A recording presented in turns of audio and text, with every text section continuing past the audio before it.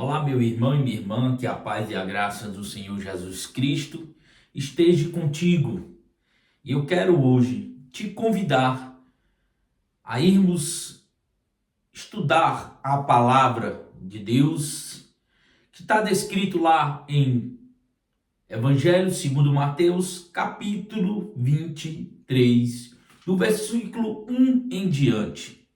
Mas antes disso, eu quero te convidar a deixar o like e a compartilhar esse tesouro, esta palavra que Deus nos dá, que vale muito mais do que todo ouro, toda prata, todo o dinheiro do mundo.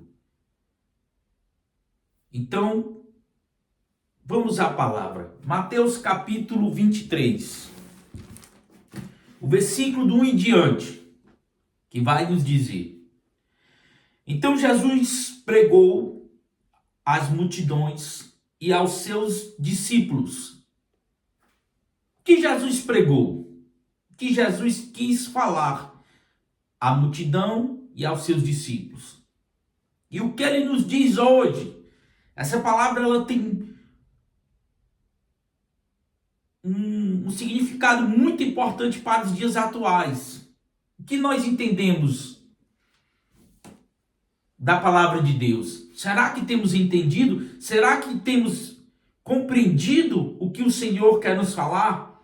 Essa palavra, infelizmente, é para poucos. Mas o que me conforta e me consola é que o Senhor diz que muitos são chamados, mas poucos são os escolhidos. Então essa palavra não é para muitos. E há alguns que não vão nem sequer se dar a oportunidade de ouvir. E outros que ouvirão não vão gostar do que vão ouvir. Porque nós simplesmente pregamos a verdade. É o que está descrito na palavra. Não é invenção, não é coisa de homem. É o entendimento, é a compreensão que Deus nos dá. Então prosseguimos, versículo 2.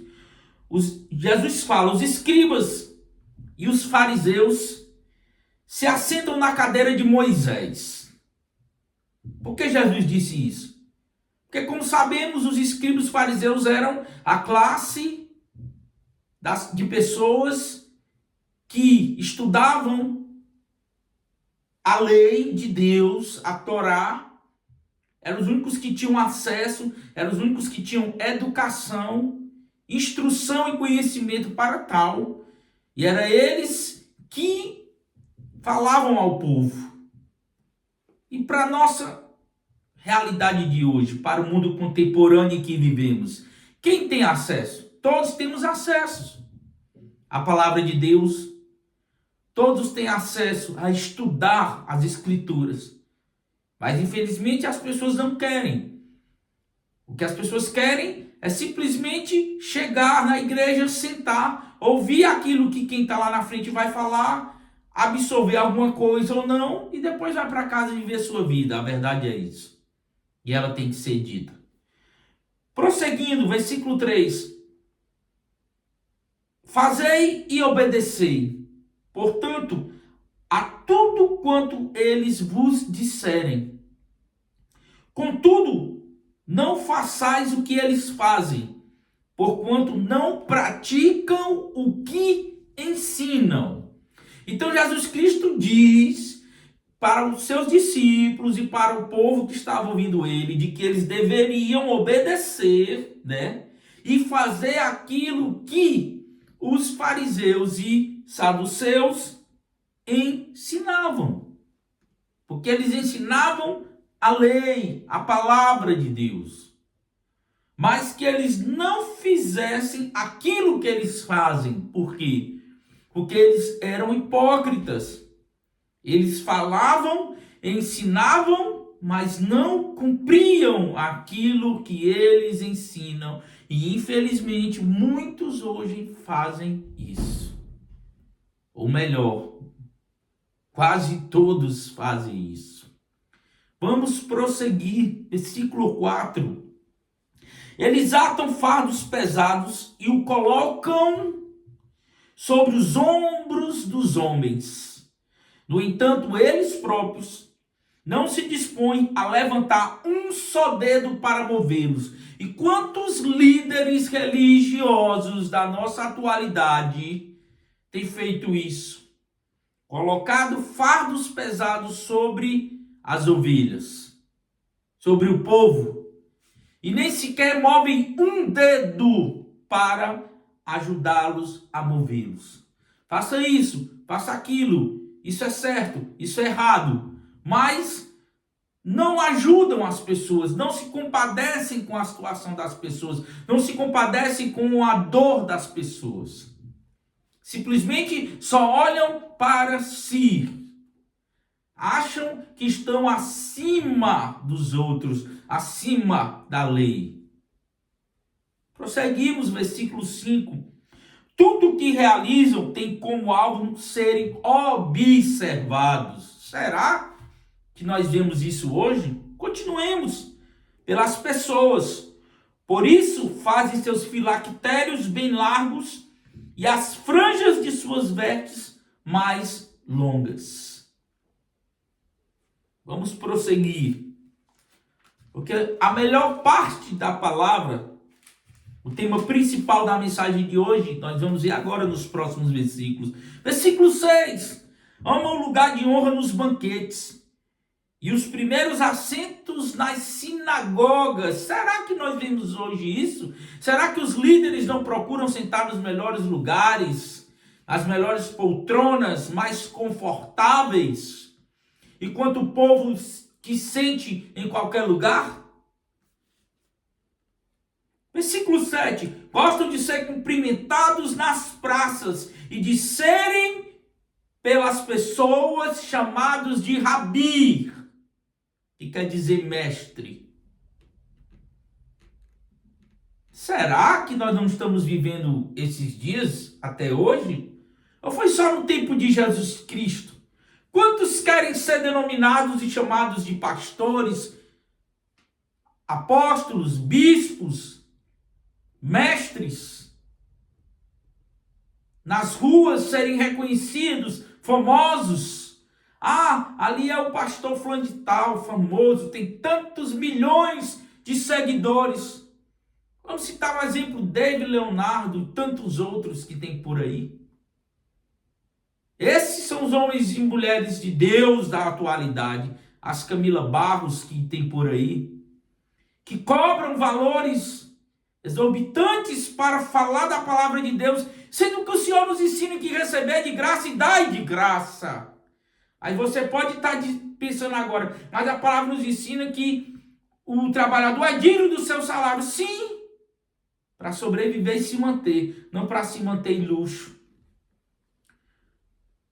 Não para andar de carro importado. Não para se deitar em camas de milhares de reais. Ou de euros. Ou de dólares, seja o que for. Quando o Filho do Homem, quando aquele que eles dizem ser o seu Salvador, não tinha aonde descansar a sua cabeça. Alguma coisa está errada.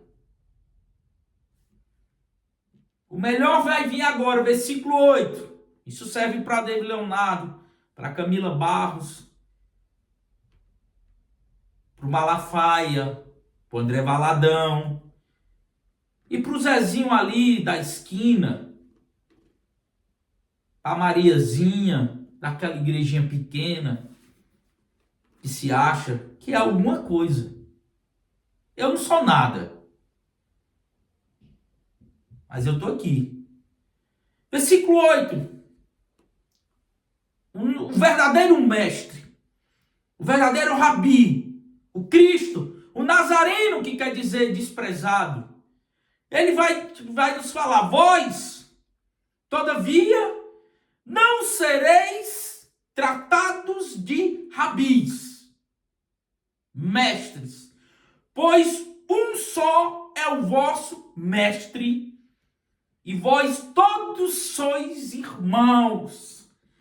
Isso é uma porrada, um tapa na cara dos religiosos de hoje em dia. É um tapa na cara dos pastores. dos presbíteros, dos reverendos dos dias atuais. Jesus disse que para os seus discípulos e para os seus seguidores: vós não sereis tratados como mestres, pois só há um só mestre. Versículo 9, o que o Cristo nos diz? E a ninguém sobre a terra tratai de vosso Pai, porquanto só há um, e o vosso, que é um só, e corrigindo, e o vosso Pai é aquele que estais nos céus. Não existe nenhum outro intermediador entre Deus e os homens. Não existe nenhum outro que seja chamado de Pai ou de Deus, a não ser aquele que está nos céus, o teu Criador. E que já habita em ti, no teu coração, na tua vida. Versículo 10. Também não sereis chamados de líderes. Oh, líderes! Cristo falou isso. Será que a minha tradução está errada? Não sereis chamados de líderes, pois um só é o vosso líder, o Cristo. Jesus estava dizendo para aquele povo, para os seus discípulos, e para mim, e para você, e para todos os tempos e eras da igreja na terra, os cristãos, que só há um só líder, e esse líder era ele, o Cristo. Não há nenhum outro. Não que não devemos ter organização, disciplina, estrutura organizacional, organograma dentro de uma instituição, dentro de uma igreja. Se tem que ter. Mas ninguém é melhor do que ninguém. Todos nós somos iguais. E a palavra nos ensina que ele não faz acepção de pessoas. Prosseguimos, versículo 11. Porém, o maior dentre vós seja o vosso servo. Quer ser o maior? Seja servo do teu irmão. Servo dos teus irmãos. Certa passagem, Jesus Cristo vai dizer que João era o maior profeta nascido de mulher, mas o menor no reino de Deus era maior do que João. E que aquele que quer ser o maior, que seja o menor, que seja aquele que mais sirva, que seja aquele que esteja mais à disposição de ajudar o seu próximo. Mas no mundo de hoje, no sistema religioso de hoje, podre, das igrejas, as pessoas se acham mais importantes do que os outros porque tem um título de pastor, de bispo, de apóstolo, seja o que for. Versículo 13. Ai de vós, doutores da lei e fariseus hipócritas. E quem são os doutores da lei e os fariseus hipócritas de hoje? Porque fechais o reino dos céus diante dos homens, porquanto vós mesmos não entrais, nem tampouco deixais entrar os que estão a caminho. Nem eles entram e nem deixam os outros que estão a caminho, que estão em direção ao caminho certo, entrar. Adentrar a porta estreita, adentrar o reino de Deus, conhecer a verdade, porque colocam fardos pesados, colocam sobre as ovelhas implicações, obrigações, doutrinas muitas vezes de homens, não doutrina de Deus. E afasta as pessoas do caminho. Versículo 14. Ai de vós, doutores da lei e fariseus hipócritas. Mais uma vez, Cristo é contundente. Fariseus hipócritas. Doutores da lei hipócritas. E nós vivemos numa sociedade hipócrita, porque as pessoas não querem ouvir a verdade. Elas preferem ter seus egos amaciados, ouvirem fábulas, palavras doces, do que se confrontar com a verdade, porque a verdade dói. Porque devorai as casas das viúvas e, para disfarçar, ensinais longas orações. É por isso recebereis castigo ainda mais severos. Quantos têm ensinado longas orações nas casas das viúvas, na casa dos irmãos, se dizendo ser homem e mulher de Deus, sendo que tem uma vida toda desraigada? Ai de vocês, fariseus e doutores da lei, hipócritas. Versículo 15. Ai de vós, doutores da lei e fariseus hipócritas. Mais uma vez, 3 vezes Jesus Cristo repete. Ai de vós, doutores da lei e fariseus hipócritas. Porque viajais viajais por mares e terras, para fazer de alguém um prosélito. No entanto, uma vez convertido, o tornais 2 vezes mais filho do inferno do que de vós. Que triste, que palavra. Jesus Cristo diz que quando esses fariseus hipócritas e doutores da lei, pessoas que se revestem de santidade, de religiosidade, mas na verdade não tem nada com Deus, quando eles viajam de um canto para outro, saem de um canto para outro para tornar uma pessoa seu prosélito, ele os torna mais condenados do que eles próprios.